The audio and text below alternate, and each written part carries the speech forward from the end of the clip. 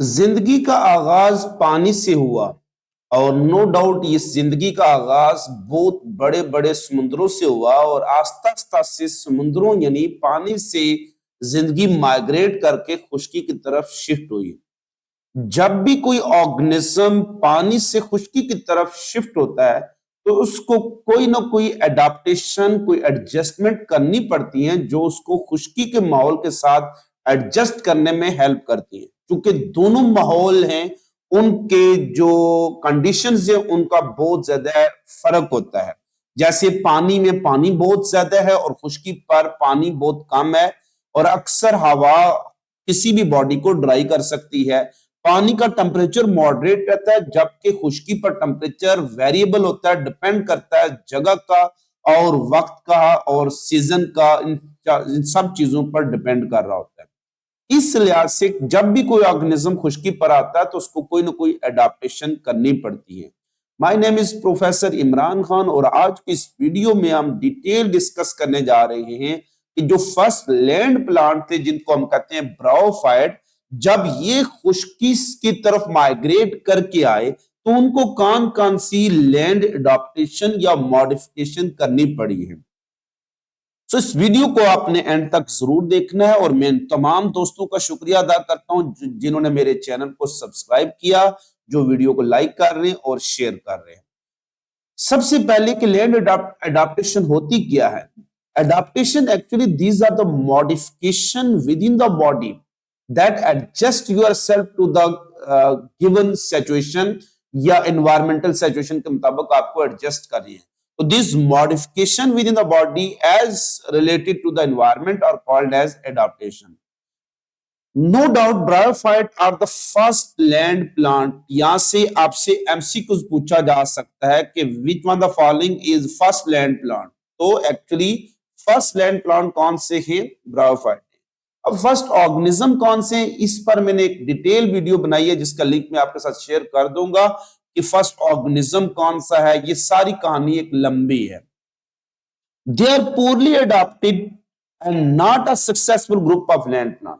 इसका मतलब है कि ब्रायोफाइट्स के लिए वर्ड जब भी एमसीक्यूज आ जाएगा कि which one the following is a successful group of land plant, तो फिर आंसर उसका ब्रायोफाइट नहीं होगा, उसका आंसर कुछ और होगा जिसको हम लेटर डिस्कस करेंगे कि first successful group of land plant कौन से हैं। So no doubt first land plant जब आपसे पूछेगा, फर्स्ट लैंड प्लांट्स, ये कीवर्ड याद रखना, प्लांट्स में की बात करो, ऑर्गेनिज्म की बात नहीं कर रहा हूं मैं, एनिमल की बात नहीं कर रहा हूं। तो फर्स्ट लैंड प्लांट कौन से हैं? वो ब्रायोफाइट से।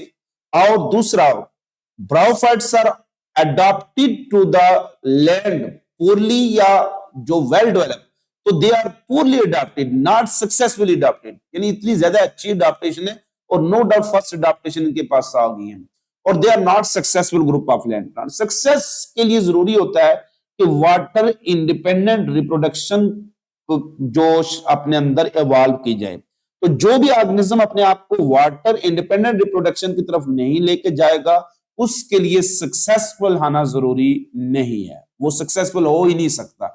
इस लिहाज से as in bryophyte they are truly dependent upon water for their reproduction, so they are not successful, they are actually dependable on water for their reproduction. अब हम आते हैं एडाप्टेशन। तो आपको एडाप्टेशन की लिस्ट शॉर्ट क्वेश्चन में भी पूछी जा सकती है, एमसीक्यूज आ सकता है, which one of the following is not a land adaptation. इसलिए पहले आपको ये लिस्ट याद आनी चाहिए कि कौन कौन सी लैंड एडाप्टेशन ब्रायोफाइट के पास मौजूद हैं। जो पहली लैंड एडाप्टेशन है that is multi cellular compact body. इनको वन बाय वन आगे हम डिस्कस करने जा रहे हैं। Second one is photosynthetic tissue in special chamber. Number 3 absorption of carbon dioxide के लिए स्टोमेटा की एडाप्टेशन है। एब्जॉर्प्शन ऑफ वाटर के लिए राइजाइड की एडाप्टेशन है। हेट्रोगेमी डिफरेंट टाइप ऑफ गैमेट की एडाप्टेशन है। प्रोटेक्शन ऑफ रिप्रोडक्टिव सेल यानी मल्टी सेलुलर सेक्स ऑर्गन बनाने इन्होंने और मल्टी सेलुलर एम्ब्रियो बनाया और अल्टरनेशन ऑफ जनरेशन बनाई। इसके अलावा भी कुछ एडाप्टेशन है, जैसे उन्होंने क्यूटिकल बनाई टू प्रोटेक्ट या टू अवॉइड वाटर लॉस। अब हर एक एडाप्टेशन की कुछ ना कुछ बेसिक बैकग्राउंड है, इनको हम डिस्कस करने जा रहे हैं कि क्या ये बैकग्राउंड है, किस बेस पर ये एडाप्टेशन है। इनकी अगर एक्सटेंसिव क्वेश्चन में आ जाए तो उसको हम डिटेल क्या लिखेंगे कि मल्टीसेलुलर कॉम्पैक्ट बॉडी क्यों बनाई। तो सबसे पहले मल्टीसेलुलर कॉम्पैक्ट बॉडी की जो रीजंस हैं, याद रखना, चूंकि ये पानी से निकलकर पानी में पाए जाने वाले फोटोसिंथेटिक ऑर्गेनिज्म मेनली कौन से एल्गी हैं, जिनको सीवीड कहते हैं। सीवीड से आगे फिर एवोल्यूशन हुई फर्स्ट जो group of land plant called bryophytes. जाहिर है पानी में पानी की कमी नहीं थी, तो जब ये खुश्की पर आई है तो उनको सबसे बड़ा मसला यही पेश आया कि इनका जिस्म से पानी निकल सकता है। They may become dry, they may become evaporated and they may become dehydrated, body become wilt and death उनकी हो सकती है। सो इनका जो मेन पर्पस था, इनकी मेन अडेप्टेशन इसी चीज के इर्द गिर्द घूमेंगी कि किस तरह से ये अपने जिस्म में पानी के लॉस को रोक सके। उसके लिए मैं आपको डेली लाइफ की एग्जांपल बताता हूं। जैसा कि अगर आप देखते हैं कि आप कपड़े धोकर एक टोकरी में डालकर, आप स्क्रीन पर गौर करें, ये कपड़े धोकर एक टोकरी में डालकर आप आकर तार पर बिछाते हैं। तार पर क्यों बिछाते हैं? क्योंकि कपड़े का जो ड्राई होने का प्रोसेस है वो ड्राई कैसे हो रहा है? कपड़ों के अंदर से एवापोरेटिव लॉस ऑफ वाटर होती है। पानी एवापोरेशन के जरिए, डिफ्यूजन के जरिए कपड़ों से बाहर निकलता है और हवा में चला जाता है, जिससे आपके कपड़े ड्राई हो जाते हैं। इससे जितनी सनलाइट तेज होगी, जितनी तेज आवाज चल रही होगी, कपड़ों के ड्राई आने का प्रोसेस आसान हो जाएगा और तेज हो जाएगा। अगर आप देखेंगे, अगर आप इन कपड़ों को तार पर इस तरह से खुला बिछा के नहीं रखते, ऐसे टोकरी छत पर रख के आते हैं। आपको मामा ने कहा कि कपड़े जाकर छत पर डाल हैं, तो आप टोकरी उधर ऐसे रख के आ गए, तो शायद 2-3 दिन तक वो कपड़े ऐसे ही पड़े रहे, गीले रहे, वो सूखे ना। उसकी रीजन क्या है? जब कपड़े ऐसे कंपैक्ट फॉर्म में पड़े होंगे तो उनका सरफेस एरिया कम से कम होगा, यानी उनका सरफेस एरिया नहीं होगा, क्योंकि ज़ाहिर कपड़े को बिछा के रखेंगे खुला खुला करके, तो उनका सरफेस एरिया क्या होगा? ज्यादा होगा। और जितना सरफेस एरिया ज्यादा होगा, इतना डिफ्यूजन यानी लॉस ऑफ वाटर ज्यादा होगा, इसलिए कपड़े जल्दी खुश्क हो जाते हैं। लेकिन अब इन ब्रायोफाइट ने क्या करना? बिल्कुल उन्होंने ऐसा करना है कि उन्होंने अपनी बॉडी को कंपैक्ट करके रखना है, सुकेड़ के रखना है, ताकि उसमें से पानी का लॉस ना हो। क्या मकसद है? तो रिड्यूस सरफेस एरिया। तो what is the reason for multicellular compact body? Compact mean बहुत ज्यादा आपस में जुड़े हुए। बिल्कुल ये आप देख सकते हैं स्क्रीन पर कि कितने सारे ब्रायोफाइट और कितनी कंपैक्ट बॉडी बना रहे हैं। तो they have multicellular compact body just to reduce surface area, it reduce loss of water, and इसका मेन पर्पस क्या था? वाटर कंजर्वेशन, ताकि पानी को बचाया जा सके। सेकंड वन, जब एलजी फोटोसिंथेसिस कर रही थी, और नो डाउट पानी में 40 to 50% फोटोसिंथेसिस एलजी करती है, और जमीन पर सबसे ज्यादा फोटोसिंथेसिस एलजी ही करती है। लेकिन जब ये ब्रायोफाइट्स बने तो ये खुश्की पर आ गए, तो फोटोसिंथेसिस तो करनी पड़ेगी। तो फोटोसिंथेसिस के लिए उनको क्या लेना पड़ता है?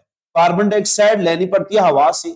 उसके लिए उनको कुछ ना कुछ चेंबर बनाने पड़ेंगे, उनको पोर बनाने पड़ेंगे, दैट आर कॉल्ड स्टोमेटा। तो ये स्टोमेटा की भी अडेप्टेशन करनी पड़ेगी। लेकिन उससे होगा क्या? साथ ही पानी लॉस हो जाएगा by the process of evaporation. और पानी का तो सबसे बड़ा मसला इनका, क्योंकि अभी इनके पास राइजाइड उस तरह से रूट डेवलप नहीं हुई, जाइलम फ्लोएम डेवलप नहीं हुए, तो कोई प्रॉपर जो ऑर्गन सिस्टम डेवलप नहीं हो पाया, और टिश्यू सिस्टम भी इसमें वाटर वेस्कुलर सिस्टम नहीं डेवलप हो पाया। इस वजह से इन्होंने पानी को कंजर्व करने के लिए जरूरी है कि वो क्या करें। ये इनकी अपर एपिडर्मिस होती है, और ये इसी अपर एपिडर्मिस के बाद एक छोटी सी लोअर एपिडर्मिस है, इन दोनों के दरमियान में चैम्बर बना लेते हैं। अपर एपिडर्मिस और लोअर एपिडर्मिस के दरमियान जब चैम्बर बन जाएगा, तो फोटोसिंथेटिक टिश्यू आप देख सकते हैं, फोटोसिंथेटिक फिलामेंट, ये इन चैम्बर्स के अंदर मौजूद है। इसका मकसद क्या है? पानी का कंजर्व करना। जैसे आप देखें घर में रूम कूलर लगाया होता है आपने, कमरा अगर बंद हो तो उस कूलर से निकलने वाला जो पानी छोटे छोटे वेपर की सूरत में आ रहा है और कमरे को ठंडा कर रहा है, बाज का तो पानी कमरे में बहुत ज्यादा जमा हो जाता है, हब्स बन जाती है, यानी बहुत ज्यादा वाटर मॉइस्चर जमा हो जाता है, और वो वाटर मॉइस्चर फिर टेम्परेचर हीट भी एब्जॉर्ब करने लगता है, जिससे हब्स बन जाती है। इसी तरह से वो जो एक क्लोज कंटेनर का काम कर रहे हैं, ये चैम्बर काम कर रहे हैं। चूंकि पानी क्या होता है? ज्यादा डेंस होता है, तो जब भी पानी लॉस होगा तो इसी चैम्बर के अंदर ही एक नमी बनी रहेगी, वाटर मॉइस्चर बना रहेगा, लिहाजा इनकी डिहाइड्रेशन नहीं होगी, तो पानी की कमी कभी नहीं होगी, पानी का लॉस कम से कम होगा। लेकिन चूंकि गैसेस हल्की होती हैं तो ये कार्बन डाइऑक्साइड और ऑक्सीजन यहां से इन पोर के थ्रू आसानी से निकल सकती हैं।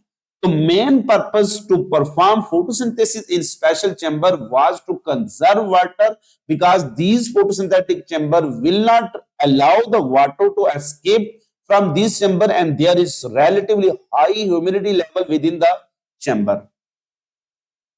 नेक्स्ट वन, जाहिर है पहले भी बताया कि चूंकि फोटोसिंथेसिस आप कहां हो रही है, फोटोसिंथेसिस हो रही है एयर में, यानी ऑन लैंड हो रही है। आपने बायोजेटिक्स वाले चैप्टर में सोर्स ऑफ कार्बन डाइऑक्साइड पढ़ा था, तो हमने बताया था कि जो source of carbon dioxide for aquatic plant है वो डिजॉल्व कार्बन डाइऑक्साइड जो पानी से ले रहे होते हैं, लेकिन जब टेरेस्ट्रियल होते हैं तो उनको कार्बन डाइऑक्साइड कहां से लेनी पड़ती है, हवा से। जब वो हवा से लेंगे तो हवा को अंदर लेके जाना जरूरी है, तो उसको gases exchange, most of the gases exchange in plant किसके जरिए होती है, स्टोमेटा। तो स्टोमेटा बनाना बहुत ज्यादा जरूरी हो गया ताकि कार्बन डाइऑक्साइड को क्या किया जाए, एब्जॉर्ब किया जाए।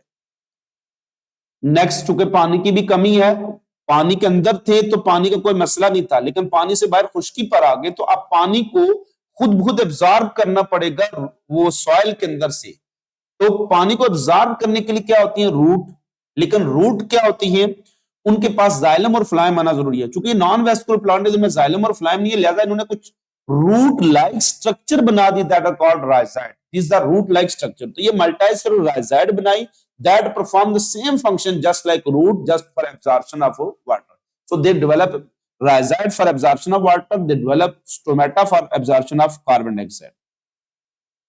हेट्रोगेमी, अगर आप इस टर्म पर गौर करें तो हेट्रो का मतलब होता है डिफरेंट, और गैमी का मतलब वर्ड यूनियन भी होता है, और गैमेट वर्ड गैमेट से भी निकला है। क्लियर? अब शुरू में जो कुछ एल्गी थी, ज्यादातर उसमें दोनों गैमेट एक जैसे पैदा होते हैं। आप देखते हैं शिक्लोसुरुत के लिहाज से दोनों हैं, आइसोगेमी इसकी अपोजिट कंडीशन होती है। तो production of two similar type of gamete is called isogamy. ये सिमिलर हम किस रेफरेंस से कह रहे होते हैं, उनके साइज की बेस पर कह रहे होते हैं। हम साइज की बेस पर, शिक्लोसुरुत की बेस पर, मॉर्फोलॉजी की बेस पर इनमें स्पर्म या एग की डिफरेंशिएशन नहीं कर सकते, इसलिए इसको प्लस और इसको नेगेटिव कहते हैं। इनकी जीनोटाइप डिफरेंट होती है, यानी इसमें जीन्स डिफरेंट हो सकती हैं, लेकिन इनकी शिक्लोसुरुत क्या होती है, एक जैसी होती है। इसके बरक्स एक होती है, that is condition called isogamy, के बिल्कुल अपोजिट होती है हेट्रोगेमी। हेट्रोगेमी का मतलब होता है production of two different type of gametes. एक बड़ा गैमेट बना लिया जाएगा और एक छोटा गैमेट बना दिया जाएगा। इनका साइज तो डिफरेंट होगा, लेकिन फ्लैजिला दोनों के पास मौजूद है, दोनों मूव कर सकते हैं, बोथ आर मोटाइल। हेट्रोगेमी के एक स्पेशल टाइप है, दैट इज कॉल्ड ओगेमी। ये वो कंडीशन है जिसमें दो डिफरेंट साइज के भी गैमेट बनते हैं, साथ ही उनकी मोटेलिटी यानी मूवमेंट भी डिफरेंट होती है। इसमें एक लार्ज नॉन मोटाइल यानी मूव नहीं कर सकते, इसके पास देखें फ्लैजिला नहीं है, एग बना दीजिएगा जिसको oocyte कहते हैं, और एक स्मॉल मोटाइल स्पर्म बना दीजिएगा। Heterogamy is the character of all plant, ये किसी एक प्लांट का कैरेक्टर नहीं है। All plant show heterogamy. और ये जो हेट्रोगेमी है, इसका फायदा क्या है, ताकि एनर्जी को बचाया जा सके, यानी एग को लार्ज बना दिया, सारी एनर्जी उसमें स्टोर कर दी गई, ताकि इसी में जायगोट बनना और बनने वाले जायगोट या एम्ब्रियो को खुराक अच्छी मिल सके।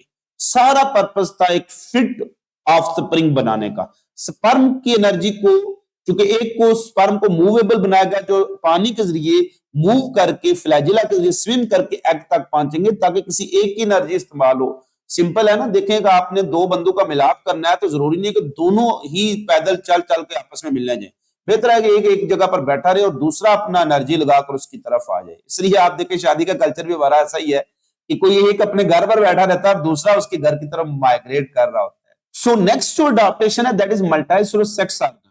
तो पहले हम इनके बारे में डिस्कस कर लेते हैं कि मल्टीसेलुलर सेक्स ऑर्गन क्या है।